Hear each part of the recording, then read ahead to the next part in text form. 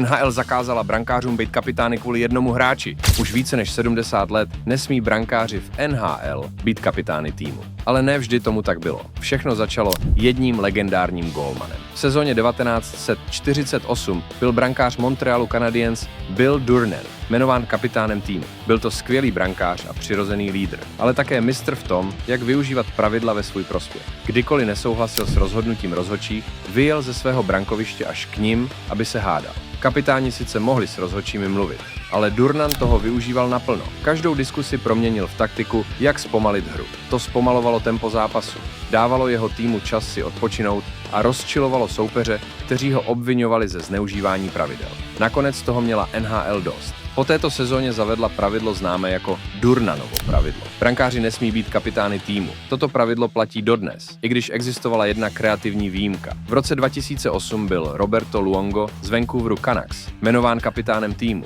Kvůli pravidlu však nemohl mluvit s rozhodčími. Tyto povinnosti na ledě přebírali jeho spoluhráči, hlavně obránce Willie Mitchell. A slavné K se na Luongově dresu nikdy neobjevilo. Bylo namalované na jeho masce.